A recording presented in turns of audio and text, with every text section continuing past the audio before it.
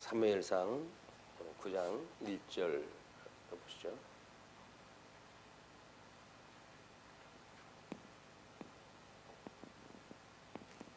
베냐민 지파에 기스라 이름하는 유력한 사람이 있으니 그는 아비엘의 아들이요 스롤의 손자요 베고라스의 증손이요 아비야의 현손이며 베냐민 사람이더라. 기스에게 아들이 있으니 그의 이름은 사울이요 준수한 소년이라. 이스라엘 자손 중에 그보다 더 준수한 자가 없고 키는 모든 백성보다 어깨 위만큼 더 컸더라. 사울의 아버지 기스가 암나기들을 잃고 그의 아들 사울에게 이르되 너는 일어나 한 사원을 데리고 가서 암나기들을 찾으라 하며 그가 에브라임 산지와 살리사 땅으로 두루 다녀 보았으나 찾지 못하고 사알림 땅으로 두루 다녀 보았으나 그곳에는 없었고 베냐민 사람의 땅으로 두루 다녀 보았으나 찾지 못하니라. 우리 9장의 내용은 베냐민 지파에서 왕을 세우시는 장면이 소개가 되어집니다. 먼저 그 9장 1절로 2절은 사울의 가문과 인품이 소개가 되어지는데요.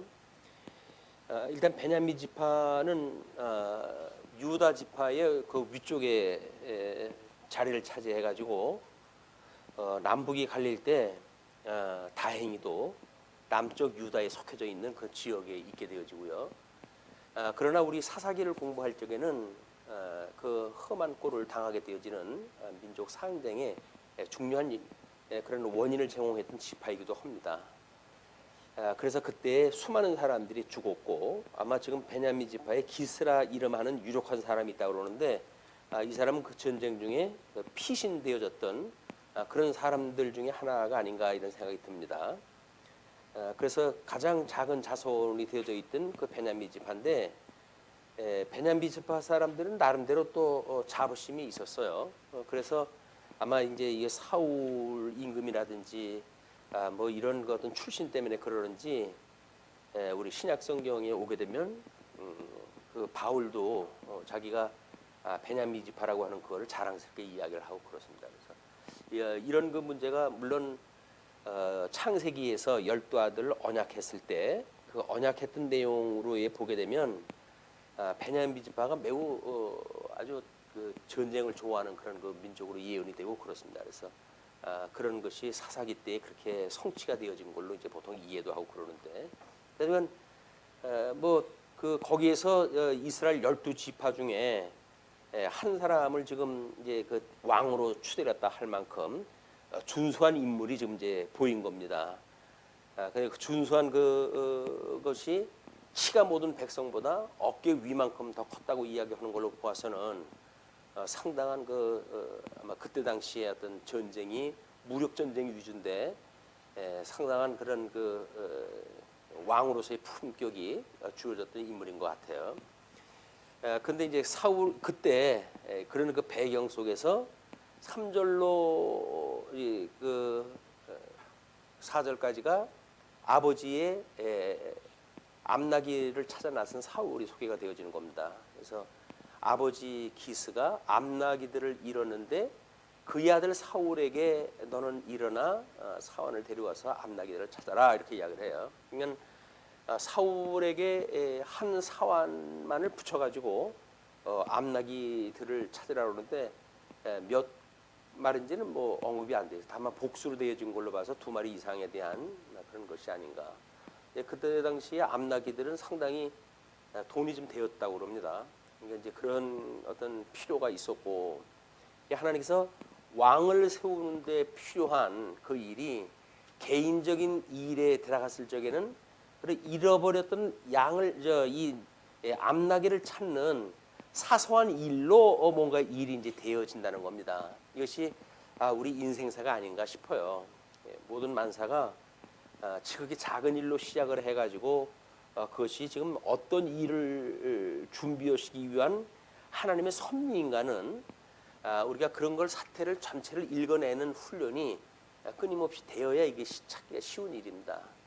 뭐 어떤 일이 우연히 그렇게 되는 거겠지 뭐 이렇게 일축하기도 쉬운데 그렇지가 않고 필연적으로 그 사건을 통해 가지고 일이 확장되어지기 때문에 그런 거거든요. 그런 거를 우리가 이제 뭐 우리의 삶을 통해서 끊임없이 확인하고 또 생각을 키워가는 뭐 이런 것도 중요하다고 보여집니다.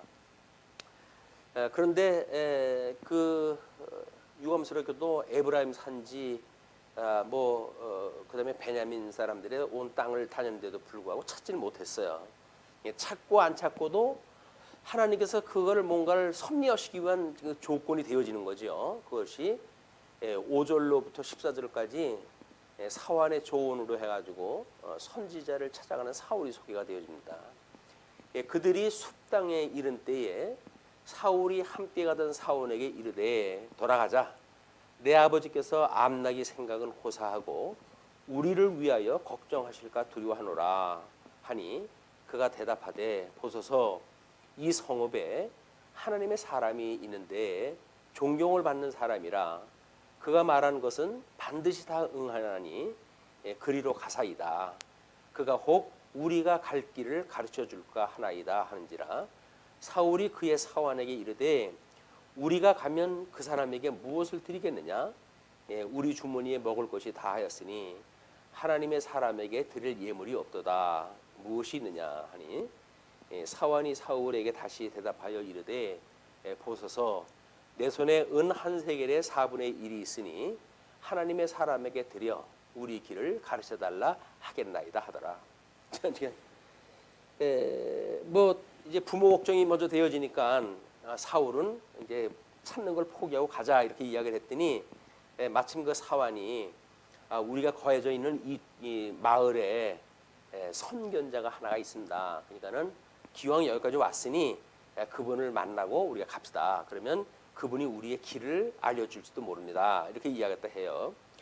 그런데 이제 사울의 입장에서는 이제 그때 선견자가 하나님의 사람으로 이제 선견자라고 이제 표현이 되어지는데 이 선견자라고 하는 그런 개념은 선지자라고 하는 그런 하고는 개념이 좀 달라요.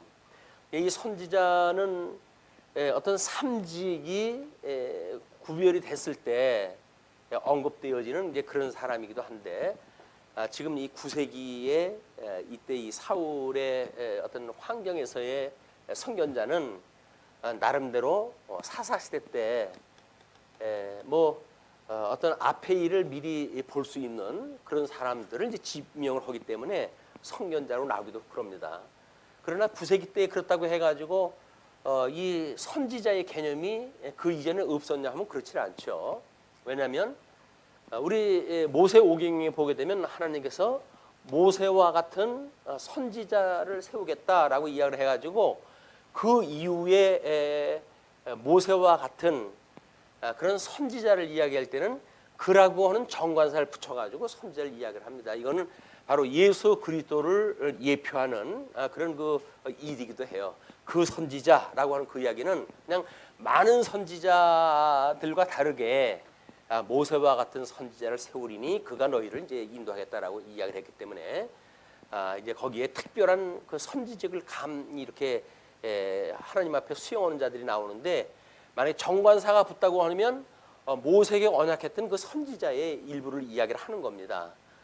그러나 이제 이 선견자의 그 이야기는 이 사람들이 이해했던 대로 그냥 앞일 정도를 이제 점을 치듯이 이제 허는 그렇게 취급했던 사람이에요. 그러니까는 그걸 이야기를 하니까 드릴 예물이 없는데 어떻게 하냐라고 이야기를 했더니 한 세겔의 4분의 1이 있다고 이렇게 이야기를 해요. 그래서 한 세겔의 4분의 1이라고 하는 넉넉지 않은 돈을 가지고 나름대로 예물로 삼을 수 있다는 그런 그 이야기는 이 선견자의 입장이라든가 이런 것들을 이제 그 사울과 사환이 이해를 했을 적에는 그렇게 대단한 인물이 아니라고 봤는지도 몰라요. 그러니까는 한 세겔의 4분의 1이 있으니 그 사람에게 드려가지고 우리 길을 가르쳐 달라고 하겠다. 그러니까는 이제 이때에 사울과 사환이 생각하고 있는 이런 그 생각과 또는 계획 이 계획과 지금 하나님이 해가시는 뜻이 있어요. 이 뜻이 이거는 이제 우리가 뭐 초월적인 뜻이라고 이야기를 하면 이거는 내재적인 그런 이야기 아닙니까? 이거는 어떻게 이 초월적인 하나님의 뜻이 내재적으로 이것이 역사를 섭리하면서 이루어지는가, 이걸 우리가 동시에 읽어내는 훈련이거든요. 성경을 통해서도. 그렇기 때문에 사울은 별로 대수롭지 않은 그런 일로 치부하고 그냥 우리에는 암나기들이 어디 가는지 좀 알려주시오라고 하는 점을 치는 정도로 지금 이제 이 선견자를 이야기를 한 거예요. 그분이 이제 마지막 사사로서 지금 이스라엘의 왕정 정치의 변환 기에 중요한 그런 하나님의 일을 갖다 하는 사사로 생각을 또 하지 않았던 그런 일을 우리가 볼 수가 있습니다. 우리가 대수롭지 않게 생각하는 그 일들이 하나님께서는 큰 뜻을 이루어 가시기 위한 아주 작은 시발점을 만드시기도 한다는 거예요. 그러니까 우리가 작은 일이라고 해가지고도 그거를 없이 여길 일이 아니다, 끊임없이. 그래서 우리가 뭐 예를 들어서 소자에게 한 것이 곧 나의 한 것이야라고 이야기했던 것도 여기서 이들의 어떤 일들이 자기네들은 별것이 아니라고 생각하는 소자니까 그 사람이 배가 고팠을 때 아유 뭐 안 되는데 나한테 돈 가지는 게 얼마 없습니다. 그러니까는 점심이라도 한 끼 하세요라고 해가지고 줄 수가 있는 거죠. 뭐 무슨 길 가르쳐 달라고 하는 것이 아니라 소자에 대한 그런 일들인데 그것이 하나님께서는 당신의 영광을 선포하는 중요한 일로 보아지고 끝내 그들을 귀하게 심판 자리에서는 귀하게 여기기도 한다. 그래서 사람 앞에 우리가 어떤 행위를 할 때 이제 우리는 그걸 믿음의 행위라고 이렇게 이야기를 하는데 이 신행의 원리, 이 신행의 원리가 사람 앞에서 하는 것이 아니라는 거거든요. 하나님 앞에서 살아가는 것이 신앙의 원리인데 우리는 사람 앞에서 하는 것이 사실 관심이 더 많아요. 그리고 속담도 보게 되면 그렇기 때문에 다른 사람한테 어떻게 보일까 싶어가지고 일을 갖다 하는 것을 많이 경계하는 일들이 많습니다. 그래서 예를 들어서 뭐 제사를 드리지 않은 거는 사람이 모를지라도 성묘를 아는 거는 사람들이 알 수가 있다. 그 이야기는 뭐예요? 사실은 제사 드리는 게 더 중요한 거 아닌가요? 그러나 다른 사람이 이목을 생각을 해가기 때문에 조상에 대해서 별로 뭐 신경 안 사람도 벌초라든지 그런 걸 신경을 써가지고 허물해가지고 저 집은 그래도 뭐 관리가 되네 라고 해도 자기 가문에 대한 뭐 이런 걸 생각하는 일들이 대체적으로 사람 앞에서 하는 그런 일을 앞세우는 사람들의 이야기거든요. 그거 뭐 그렇게 하거나 말거나 신경 안 쓰는 사람들도 있지만 그나마도 사람 앞에서 신경 쓰는 사람들은 그렇게들 해요. 근데 이제 우리 믿음의 사람이라고 한다면 하나님 앞에서 우리가 살아간다고 하는 것이 끊임없이 우리가 염두에 둬야 될 이야기들입니다. 하나님을 믿고 우리는 신존재 증명이 되어지고 이 신존재 살아계신 하나님이 믿어지는 우리들이 이 신존재에서 우리가 지금 존재한다는 거 아니에요? 이것이 우리의 어떤 존재감을 느끼는 일인데 내가 영생을 얻었고 새로운 피조물이 되었다. 새로운 피조물이라고 하는 그 이야기는 우리 신존재 영원하신 하나님을 아는 지식이 우리들로 하여금 우리의 지식이 되어져 가지고 우리가 그냥 동떨어져 있는 개체가 아니라 살아계신 하나님의 지금 앞에서 살아가는 사람들이다. 섭리하러 살아가고 있다라고 하는 걸 보여주는 중요한 일이기도 합니다. 그래서 우리가 뭐 무슨 어떤 조금 좀 큰 일을 할 적에는 늘 예배를 드리고 시작도 하고 또는 조금 사사로운 일들은 기도를 하면서 하나님의 뜻을 분별하잖아요. 이 뜻 분별 이것이 우리 영적 예배의 출발이기 때문에 그런 거죠. 그러면 이 영적 예배를 드릴 때 하나님의 뜻이 무엇인가를 분별하는 일이 이 하나님 앞에서 한다고 하는 게 믿어졌을 때 일들이거든요. 우리가 작은 일에도 만약에 기도를 갖다 한다게 되면 하나님의 뜻이 어디에 있을까를 우리 작은 우리 주변에 있는 일로부터 확인되어지는 일들이다. 이 확인되어지는 일들이 이게 기도로 해가지고 드러나는 일이에요. 하나님께서 우리한테 이런 일을 갖다 주셨는데 이 길이 하나님의 무슨 뜻을 위하신 건가요? 라고 하는 걸 묻기도 하고 그래서 시험에 들지 않게 하시고 그리고 악에서 구해달라고 하는 하나님 앞에 기도를 하고 우리가 이제 일을 갖다 해가는 일인데 이런 일이 없으면 그냥 뭐 우리 오전에도 이야기를 했지만 다른 사람들이 사람 앞에서 살아가는 일반 종교와 같이 잘 먹고 잘 사는 거나 그저 뭐 구하는 거에 기도로 착각을 하는데 그게 아니다. 우리 하나님 앞에서 살아가는 우리의 삶이 새로운 피조물로서 우리가 이렇게 영적 존재로 살아가는데 그 영적 존재가 우리가 평생 살아가면 뭘 하며 살아갈까?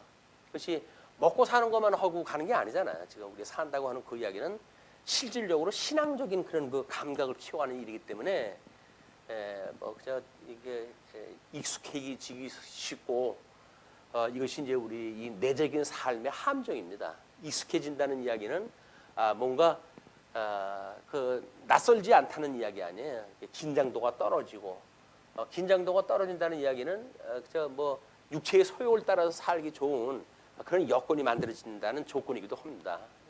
하나님 앞에서 살아간다고 하는 것이 기도하는 우리의 삶이라고 한다면 우리는 하나님 앞에 살아가는 일이기 때문에 긴장을 하죠. 그것이 우리 주님 앞에 내가 좀 살아가는 일인데 그렇게 부족하게 살아가면 안 되지라는 생각을 가지고 신앙생활을 하기 때문에 그렇습니다. 그래서 지금 뭐 여기서는 물론 그 일이 지금 사무엘을 만나 가지고 어떻게 왕을 세워가는 일인가를 소개를 하는데 그 과정이 그냥 족보 소개하고 그다음에 뭐 생각 없이 뭐 이거 저 낙이 앞나기들을 찾는 문제로만 소개가 되어주고 있단 말이에요. 왜냐면 이건 역사 이야기 때문에 그러거든요. 근데 이 역사 이야기를 통해 가지고 어떻게 신학적인 의미를 우리가 읽어내는가에 대한 문제는 신학적 훈련이 안 되면 안 되는 거예요. 이게 그냥 뭐 앞나기 찾아러 갔다가 뭐 4분의 1세 뭐 그 내 가지고 점쳤다네 이런 거나 이제 방법적인 게 들어와 가지고 그럼 뭐 우리 어디 신통력이 있는 사람한테 가가지고 좀 쳐봅시다. 일이 풀리지도 않고 어떻게 되는지 몰라. 이렇게 돼가지고 하는 거예요. 그래서 뭐 권사님들 뭐 이런 예언 은사 받은 사람들 이분들이 아주 상체를 놓고 하잖아요. 이걸 상체를 놓고. 그러니까 가게 되면 돈을 갖다 뭐 내야 돈을 내 가지고 그러면 점쟁이하고 똑같대요. 뭐 반말 툭툭 해가면서 그래가지고 점쳐주고 돈 받고 뭐 이런 그 일들이 지금도 이게 되어진다는 겁니다. 이거는 구약 성경에 대한 것이 어떻게 신학적으로 이런 나름대로 보이지 않는 하나님과의 영적 예배에 대한 문제로 오지를 않고 그냥 방법적으로 가지고 그냥 점이나 치고 앞에 일에 대한 거 대비나 하고 이런 걸로 이 전락이 돼버린단 말이에요. 신앙생활이 이것이 우리 아마 모든 잘못되어져 있는 기독교의 신앙생활의 본질인지도 모릅니다. 뭐 예수 믿고 이런 새로운 피조물로 영적 존재로서 어떻게 하나님 살아가는 게 문제가 아니라 그냥 육을 가지고 살아가는 이 인생이 어떻게 살 거냐. 뭐 이왕이면 뭐 꽁 잡는 게 매라고 뭐 그래도 그 능력이나 있어가지고 뭐 귀신 내쫓고 이러면 뭐 얼마나 되겠어요. 이번에 갔더니 그 뭐 교회당 목사님이 안수해가지고 환자를 고쳐줬는데 뭐 3억을 내고 그러는데요. 그래가지고 뭐 지하 1층에다 지상 4층짜리 큰 그 힐링센터를 갖다 지어놓고 그러셨어요. 우리 같은 사람은 거기 가서 뭐 할 얘기가 없어. 뭐 교인 숫자 몇 명 되지도 않고 거기다가 뭐 문제가 없나 뭐 외갓집도 바람 탄다 그랬더니 뭐 교인 적은데도 불구하고 여전히 문제는 문제대로 돼 있고 그 사람들은 사람도 많아. 근데 워낙 그냥 그런 그 카리스마가 있으니까 일사불란하게 그 조직이 움직여지고 있거든요.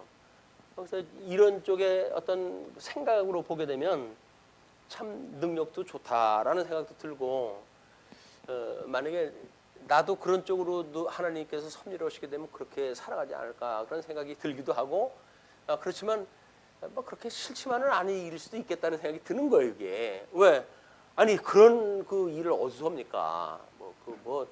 대단한 그런 그 조직을 운영하고 또 복음을 증거하고 이제 그런 그 일인데 명분상 그러나 거기서 이제 돈을 받으시면서 이제 그 뭐 새로 이렇게 내 가지고 허락을 받아 가지고 이제 하고 하는 걸로 봐서는 나름대로 교회가 어떤 영리 목적을 해 가지고 뭘 한다든지 그런 거는 이게 맞지는 않는 것 같아요. 그러나 필요한 사람들은 있잖아요. 아픈 사람들이 있고 뭐 간증거리가 참 넘친대요. 그 힐링센터 와가지고 뭐 그 치유받고 해가지고 그래서 그런 걸 좀 홍보 좀 해달라고 해가지고 뭐 우리 선물도 주고 그래요. 그만 놓고 이제 그 충분한 거예요. 이제 이 조건이 왜 병자 하나 고치면 3억씩 내고 그러는데 뭐 돈이 뭐 걱정입니까? 뭐 3억은커녕 뭐 우리 뭐 얼마야? 3천만 원도 안 된 돈 가지고 이자가 그렇게 많이 줬다고? 이야 대단하네. 우리 그거 사소한 걸로 해서 행복해하는 사람들 아니? 예? 예, 뭐 소학 뭐 사소한 걸로 행복하는 사람들. 그런데 그 사람들은 병장 주면 뭐 억 단위로 해가지고 이 헌금을 갖다 한대요. 근데도 아주 그 목사님이 겸손하시고 그래요. 그런 걸로 봐가지고는 참 하나님께서 은혜로 이렇게 쓰시는 일꾼이 아닌가 뭐 생각이 합니다. 네, 우리가 사소한 그런 문제를 어떻게 해석하는 건 매우 중요하다 이런 그 일들이. 근데 자주간 그래 갔어요. 그렇게 했는데 그 7절서부터 이제 그 14절까지가 그 이야기예요. 이제 사울이 그의 사환에게 이르되 우리가 가면 그 사람에게 드리겠느냐라고 했더니 이제 그 4분의 1이 있다고 하니까 그러니까 옛적 이스라엘에 사람이 하나님께 가서 물으려 하면 말하기를 성견자에게로 가자 하였으니 지금 선지자라 하는 자를 옛적에는 성견자라 일컬었더라 해가지고 친절하게 그 어떤 문화적 배경을 소개를 했어요. 사울이 그의 사환에게 이르되 내 말이 옳다 가자 하고 그들이 하나님의 사람이 있는 성읍으로 가니라. 사울은 좀 특별한 것 같아요. 아버지 말도 그렇게 잘 듣더니 사환이 말하는데 사환의 말도 잘 들어요. 상당히 합리적인 사람인 것 같아요. 순종적이고 합리적인 사람 같아요. 그리고 이제 뭐 훤칠하게 만들어졌고 그래서 인간적 조건에 결격이 거의 없는 그런 그 사람처럼 보입니다. 근데 그들이 성읍을 향한 피타길로 올라가다가 물 기르러 나오는 소녀들을 만나 그들에게 묻되 성견자가 여기 있느냐 하니 그들이 대답하여 이르되 있나이다. 예, 그 옛날에는 자주한 물길로 오는 사람들하고 인연이 맺어져 가지고 일어나는 역사들이 많아요. 아마 이 사람들도 그래서 그 물길로 오는 소녀들에게 이제 물어봤던가 봐요. 성견자가 여기 있느냐 하니까 그들이 대답하여 이르되 있나이다. 보소서 그가 당신보다 앞서 갔으니 빨리 가소서 백성이 오늘 산당에서 제사를 드리므로 그가 오늘 성읍에 들어오셨나이다. 그러니까 지금 이 사사들은 이 하나님 앞에서 지금 정례적인 어떤 그 제사 행위를 갖다 하는 일들이 벌어진 거야. 이게 종교 행위라고 하는 그런 그 일은 지금 사울의 개인적으로 가지고 어떤 그 암나기를 찾고 있는 거하고는 또 다른 영적 영역의 그런 그 일이죠. 이게 하나님의 뜻 안에 이것이 지금 겸하여 있게 되어지는데 빨리 가라. 그러면 그럼 그 하나님 앞에 예배 드리러 왔던 사람이기 때문에 만날 수가 있을 것이다 이렇게 이야기를 하죠.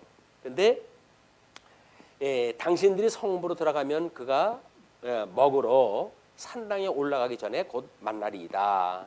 그가 오기 전에는 백성이 먹지 아니하나니 이는 그가 제물을 축사한 후에야 청함을 받은 자가 먹음이니이다. 그러므로 지금 올라가소서 곧 그를 만나리이다 하는지라. 아주 친절하게 시간까지 예측을 하다 하고 가르쳐줘요.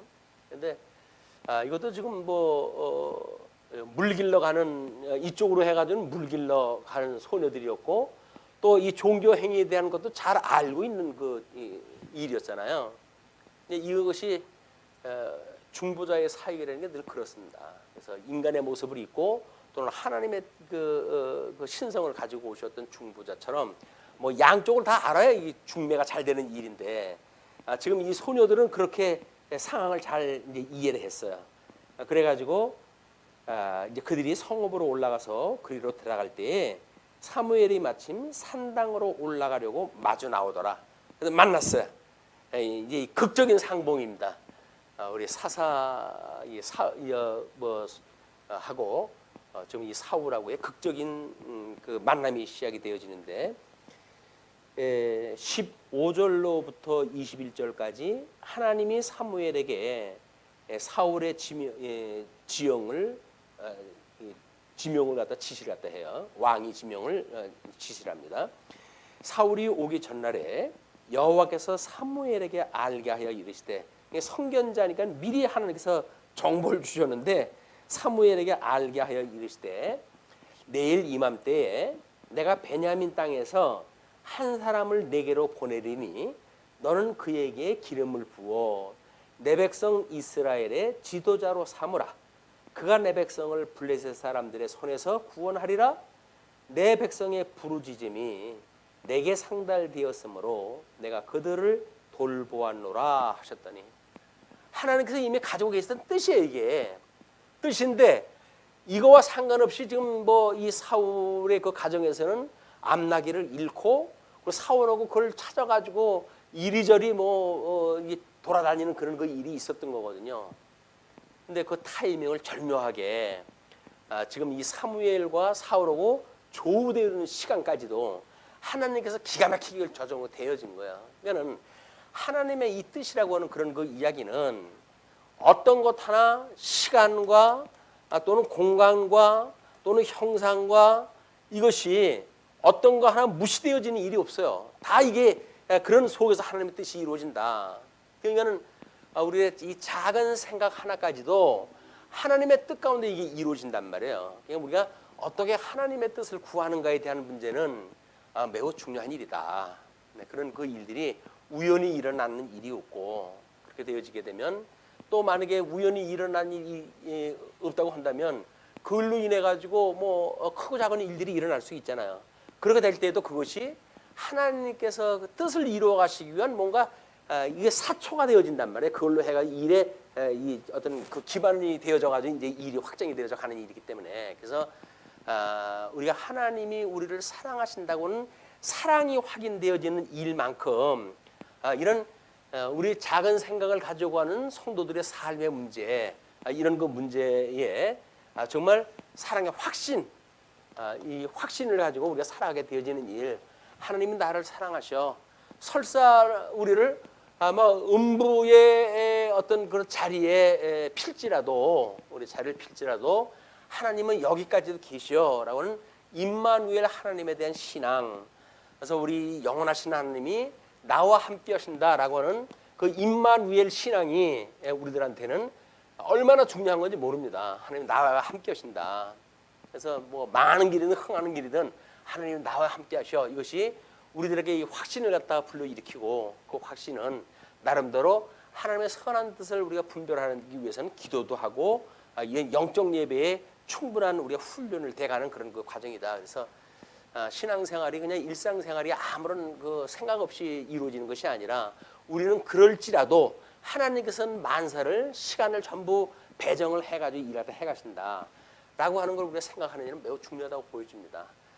우리가 별로 하나님 앞에 중요한 일을 안 하는 사람들 같지만, 하나님께서는 그래도 우리 일거수일투족 우리의 모든 발걸음을 정하시고 일을 갖다 행하신다. 자, 그렇게 했을 때 이제 사무엘이 사울을 볼 때에 여호와께서 그에게 이르시되, 보라, 이는 내가 네게 말한 사람이니 이가 내 백성을 다스리라 하시니라. 만났을 때 하나님께 귀에다 그 말을 들려주신 거예요. 사무엘의 귀에다가, 내가 어저께 이야기했던 애 있지, 걔가 걔야. 이제 이 나라 백성을 갖다 다스릴 왕이니까 네가 걔를 갖다 기름 부어라 라고 이야기를 사무엘한테 주신 거예요. 그러니까 우리가 사무엘에게 그렇게 어떤 하나님의 뜻을 알려주었던 것처럼, 우리는 지금 성경을 통해 가지고 이제 이 하나님의 이 계시는 성경을 통해 가지고 기록이 되어진 거 아닙니까? 그냥 성경의 계시를 우리가 이해하는 건 매우 중요하다. 왜? 여기는 직접 하나님께서 이 귀에다가 말씀을 넣어줘 가지고 알게 됐지만, 여기서는 성경을 통해 가지고 하나님의 뜻을 알려주는 거 아닙니까? 이 뜻이라고 하는 거는 우리 일반 계획에 하나님께서 이런 일을 왜 주셨을까, 이런 거를 만약에 작은 제목을 놓고 기도를 한다 할지라도 아마 하나님의 뜻을 분별하는 데는 부족함이 없는 이런 시간을 줄 거다. 그러니까는 우리가 이 하나님의 뜻을 분별하는 걸로부터 해가지고 영적 예배가 시작이 되어진다고 한다면 영적 예배에 기도하는 시간이 이게 이제 쉬지 말고 기도하라는 이야기 아닙니까? 하나님의 뜻 안에서 하나님이 우리에게 이걸 왜 이렇게 해가시는 거죠? 무슨 일이 주시는 거죠? 무슨 하나님의 뜻을 깨달았으면 좋겠습니까? 이런 것들을 끊임없이 기도하다 하는 거 아니겠어요? 그러니까 무엇을 달라고 기도하는 거 전혀 다른 차원의 기도예요. 우리가 영적 예배를 드리는 그런 그 기도는 전혀 차원이 다른 기도다. 그래서 물론 우리 삶에 대한 문제예요. 문제임에도 불구하고 신령한 영적 예배를 드리기 위한 일이기 때문에 어떻게 우리 믿음의 분량만큼 생각도 하고 또는 주시는 은사를 따라서 이게 되어지는 일이니까 내 은사를 실현하기 위한 어떤 일일 수도 있겠죠. 그래서 교회 생활만큼 이 영적 예배가 필연적으로 우리가 맞아떨어지는 게 없어요. 그래서 믿음의 분량만큼 우리가 생각을 갖다 하고 주신 은사만큼 실현을 갖다 하는 것, 이것이 영적 예배라고 그러지 않았어요? 그럼 주신 은사를 실현하는 것이 뭐 우리 부서 활동이라고 한다면 우리 이 생각만큼이 이제 우리의 이제 기도로 나올 것이고 그것이 우리들이 어떤 신앙생활 때 해가는 믿음의 분량만큼 이제 봉사를 갖다 하는 일이기도 합니다. 그래서 뭐 때로는 우리들한테 형편을 주신 그런 그 일들로 인해 가지고 뭐 여기서 이제 뭐 어떤 봉사의 일들이 있겠죠. 이 봉사일이라고 한다면 뭐 여기서 재무적인 거라고 한다면 연보도 포함되어질 거고 사랑의 수고가 여기에 포함되어질 거 아닙니까? 그러면 이런 것들이 결국은 이 은사를 실현한 어떤 조건으로 되어지는 일이기 때문에 뭐 여기서 우리 이제 이 부서 활동을 재직회라고 하는 걸 통해 가지고 이 일을 다 해가기 때문에 교회 생활만큼 하나님의 임재를 우리가 깨닫는 것도 흔치는 않습니다. 부서 활동이 그냥 단순하게 계획 세워가지고 그냥 해가는 걸로 끝나는 것이 아니라 하나님의 뜻이 뭘까? 우리 이 시대를 위해 가지고 하나님 뭘 준비하다 하셨을까? 그다음은 우리가 이 부서 활동을 위해 가지고는 하나님 앞에 무엇을 기도할까라고 하는 것을 나름대로 우리가 어떤 뭐 구체화시키는 일들, 이것이 기도 생활에 필요한 일인지도 모르죠. 부서 활동들을 하시면서 이런 거는 우리 이거 위해서 기도합시다. 뭐 이런 그 이야기들. 그래서 만약에 우리들에게 작은 어떤 계획들이 하나님의 뜻 안에서 성취되어지는 것을 확신하게 되어질 때 우리 하나님의 임재를 확인하고 그리고 그걸로 인해 가지고 신앙생활에 뭔가 동력이 되어진단 말이에요.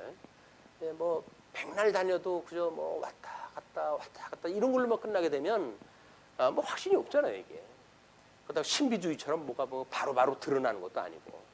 그래서 만약에 우리가 성경을 통해서 하나님의 뜻을 분별하고 주며 몸된 교회를 또는 뭐 이번에 기도회를 갔더니 국가의 그런 지정자를 위한 기도로부터 해가지고 먼 지역에 보내는 선교사를 위한 기도까지 전부 그걸 세 분을 갖다 시켰더라고요. 그래서 그런 걸 한번 생각을 해봤어요. 우리가 기도라고 하는 것이 막연하게 기도라고 그러니까 뭐 기도할 게 뭐 별로 생각도 안 났잖아요. 그러니까 이거를 뭐 나름대로 부서에서 구체화되어진 기도의 문제라든지 뭐 시대를 읽어내는 이야기도 마찬가지입니다. 이 시대를 읽기 위해 가지고 우리 뭐랄까? 그러면 뭐 하다못해 어떤 문학 책이라도 우리가 사가지고 한번 뭐 독서회를 갖다 한다든지 그것도 마찬가지 아니에요? 세상을 읽어내는 훈련이 안 됐다는 이야기는 일반 학문을 통해서 배울 수가 있죠. 우리 강대상에서야 문학적인 어떤 그런 그 인문학을 통해 가지고 하나님 교육을 안 시키지만 개인적인 어떤 그런 우리 세계의 생각의 범주를 갖다 확장시키는 일은 독서밖에 없어요. 간접 경험을 통해 가지고 우리가 이 생각 세계를 넓힐 수가 있는 거지. 뭐 책도 안 읽고 뭐 그러면서 성경만 읽어가지고 우리가 이게 되어져 하는 일도 아니잖아요. 세상을 읽어내는 일이라고 하는 거는 오히려 인문학자들이 현재 그 사회학자들이 더 먼저 알게 됩니다. 뭐 우리 제3의 세계라든지 뭐 이런 것도 마찬가지 아니에요. 세계가 어떻게 흘러갈 것인가, 인구 문제가 어떻게 좀 되어지고 있는가, 그것이 교회와는 어떤 관계가 있는가, 뭐 이런 것들이 우리가 확인하려면 뭐 공부할 들이 많아요 우리가. 그런 그 일들을 어떻게 부서에서 할 때 구체화를 실 것인가라고 하는 문제가 실질적인 문제로 오질 않을까, 뭐 이런 그 생각이 듭니다. 자, 그랬거나 지금 사무엘이 이제 만났을 때 하나님께서 그렇게 귀에다 넣어주셨어요. 그러니까 그 18절에 사울이 성문한 사무엘에게 나아가 이르되 성견자의 집이 어디인지 청하건대 내게 가르치소서. 성견자 사무엘 그때 그 이스라엘에서는 최고 지도자 아닙니까? 근데 사울은 변방에 있던 사람들이기 때문에 관심도 없어요. 누군지도 몰라요. 성견자라 다 직접 물어봅니다. 그러니까 사무엘이 사울에게 대답하여 이르되 내가 성견자니라. 너는 내 앞서 산당으로 올라가라. 너희가 오늘 나와 함께 먹을 것이요 아침에는 내가 너를 보내되 내 마음에 있는 것을 다 내게 말하리라. 자기 마음속에 있는 것 하나님께서 귀에 넣어주신 말씀 이걸 다 일러주겠다는 이야기죠. 자, 그리고 사흘 전에 이른 내 앞나기, 이걸 확신을 주기 위해 가지고는 지금 이 사람들이 생각했던 이거를 지금 어떤 이런 그 상황이 왔을 때 직접 이걸 갖다 이야기했다 해주는 것이 이게 확신을 갖다 일으키는 일이에요. 이제 너 잃어버렸던 암나기들 있지? 그건 이미 아버지가 다 찾아놨으니까 염려하지 마라. 라고 해가지고 염려하는 상황까지 다 파악을 하고 있는 거 아니에요? 그러니까 지금 자기하고는 상관없는 일이 벌어지는데도 불구하고 관심을 기울일 수밖에 없죠. 우리들이 이게 어떤 신앙생활 때 해갈 때 작은 어떤 신앙생활에서의 경험들 막 이런 것들이 때로는 확신을 불러일으키는 동기가 될 수 있고 더 큰 하나님의 뜻을 분별하는 그런 기회가 될 수 있다. 그런 생각이 듭니다. 자, 그렇게 해가지고 사흘 전에 이른 내 암나기들을 염려하지 말라 찾았느니라. 온 이스라엘이 사모하는 자가 누구냐?